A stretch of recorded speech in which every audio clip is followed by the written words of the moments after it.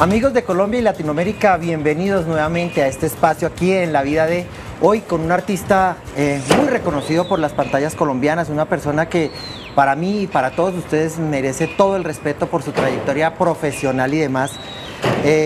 Pues bueno, no voy a hacer más preámbulo porque yo creo que con solo verlo ya sabemos de quién estamos hablando. Tenemos aquí el honor y el gusto de tener a Daniel Rocha.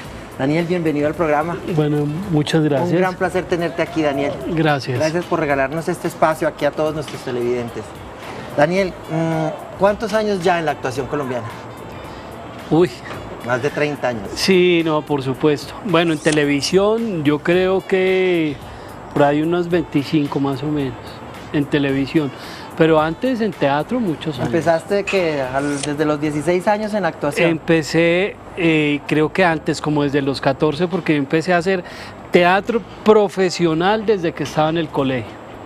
Entonces allí había un profesor de teatro muy profesional y entonces, bueno, empezamos a montar obras y ya de una manera muy seria nos presentamos en festivales nacionales, en fin, entonces creo que ahí empezó como una carrera de trabajo actoral desde ese momento, porque ya hubo un momento en que creo que iba yo al colegio era a hacer teatro.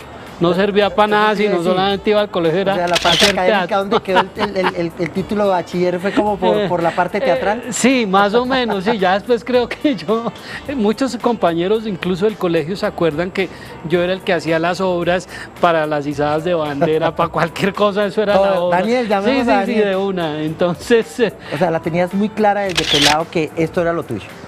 Bueno, lo que pasa es que la verdad es que yo no es que fuera un estudiante muy brillante en muchas cosas, pero creo que cuando empecé a hacer teatro en el colegio se abrió un espectro muy interesante de conocimiento y entonces descubrí que tenía un talento en la vida y eso me abrió como unas brechas muy interesantes y encarrilarme desde muy joven a saber qué era lo que quería.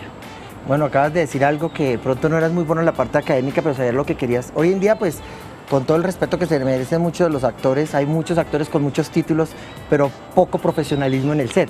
Entonces es donde, por eso digo, eres uno de los caballeros que merece todo el respeto porque eres un ícono a nivel profesional. Porque te vemos en todas las producciones, Daniel. Yo creo que aquí hay actores muy buenos, respetando lo presente. Actores muy buenos, pero Daniel, yo veo cualquier producción y estás ahí. ¿A qué le debes el éxito de que estés en casi todas las producciones colombianas? Está uno viendo una película de cine como que hace unos días que me la vi, que San Andresito, estás ahí en un papel totalmente diferente al que hiciste en El Capo, por ejemplo. Entonces, ¿a qué le debes ese éxito de que todas las producciones te llamen, que estés trabajando? Porque yo desde que yo era pelado, siendo muy contemporáneos en la edad, no ha habido un año que yo diga, oiga, este señor está un año sabático perdido de la televisión colombiana. ¿A qué le debes estar ahí? A diferencia de muchos colegas tuyos que también son muy buenos. Bueno, yo creo que son muchos factores. Primero, bueno, el interés de hacer y de renovarme también como un poco como en los papeles, digamos. A veces también le ofrecen a uno papeles bastante parecidos, pero uno trata como de ponerle otros aditamentos o otros aderezos al personaje. Entonces creo que el profesionalismo de un actor también está, digamos, como decía Stanislavski, desde que llega al set cumplidamente, con sus textos muy aprendidos, muy estudiados, y no solamente aprendidos en los términos de aprenderse uno la letra, que es lo mínimo que un actor debe hacer. Es como esa letra que te entregan, tú puedes generarle subtextos. Digamos, eso es parte como del profesionalismo de un actor. O sea, independientemente de todo, el cumplimiento, el estar... Bueno, eso también habla de un profesional en cualquiera de sus ramas, el ser puntual, el ser cumplido, en estudiar los parlamentos y demás.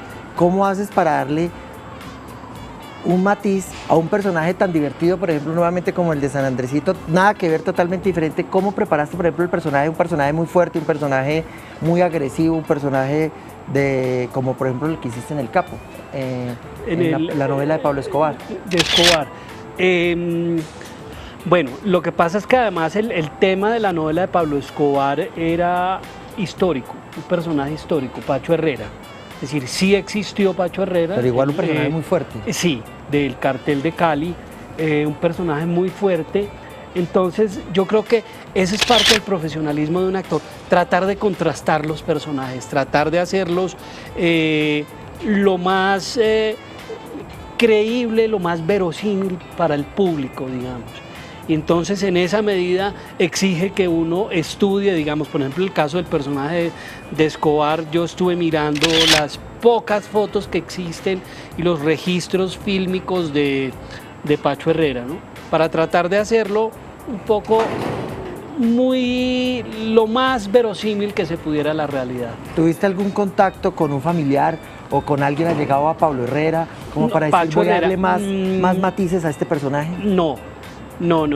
Creo que ese seguimiento, digamos, familiar es muy difícil. No es tan fácil, digamos, tener acceso a cierto tipo de información familiar. Todo se hizo como por los registros que había en los periódicos, estuve en la hemeroteca, buscando como... O sea, tu investigación fue por la parte de la lectura. Sí, y las fotografías que se podían encontrar. No era fácil, no era un personaje que se dejara, digamos, registrar gráficamente tan fácil. Ese fue como el seguimiento que le hice y además, bueno, había cosas como que se habían escrito sobre él y cómo era, entonces tratar como de sacarle la información subtextual a la cosa. Bueno, también tuviste experiencia radial, ¿la has tenido? Sí. Cuéntanos sobre tu experiencia radial.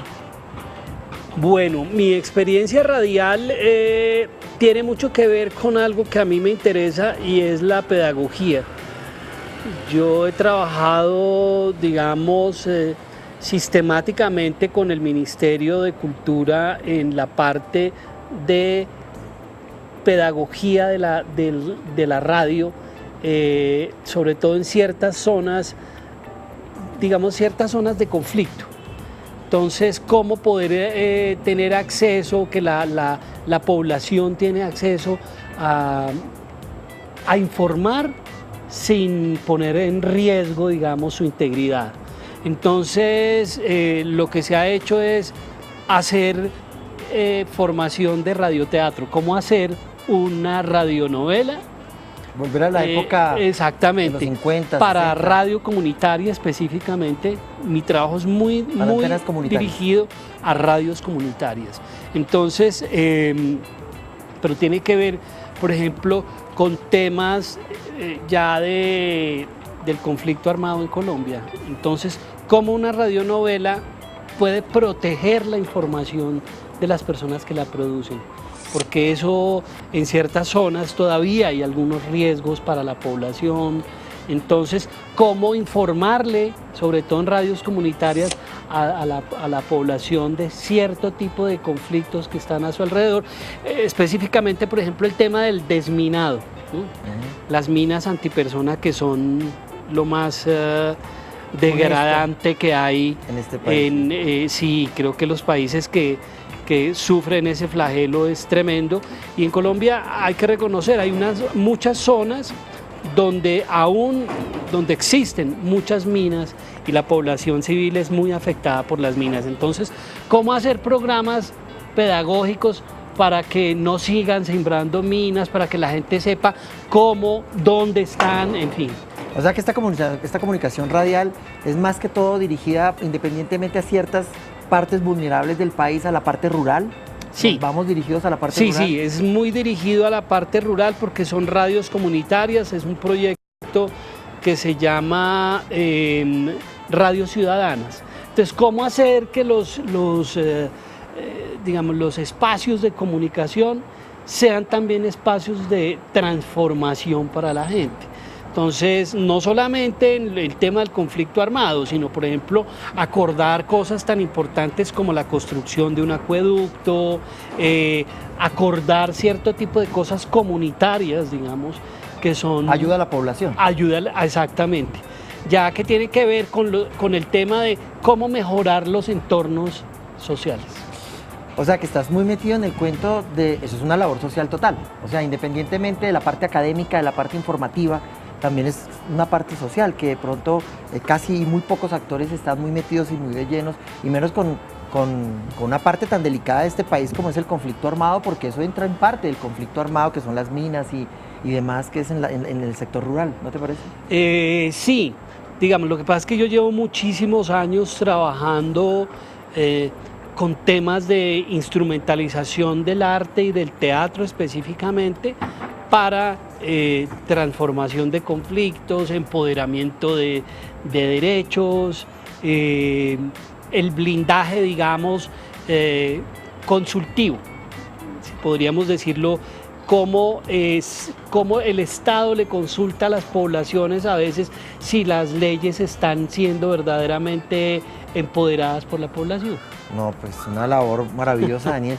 Independientemente de eso también eres profesor de teatro. ¿Actualmente dictas clases de teatro?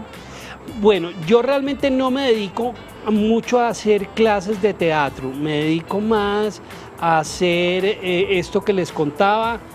Yo tengo un grupo de teatro que se llama el Teatro Foro, que es un proyecto cómo a través del teatro podemos acceder a ciertos beneficios sociales y comunitarios.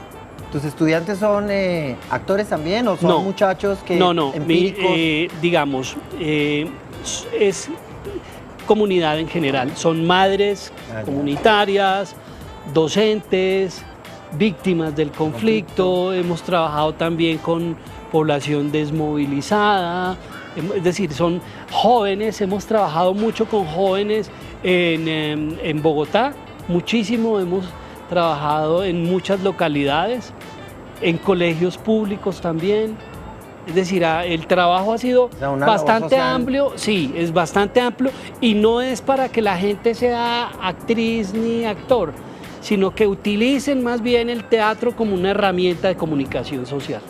Uy, Daniel, interesantísimo.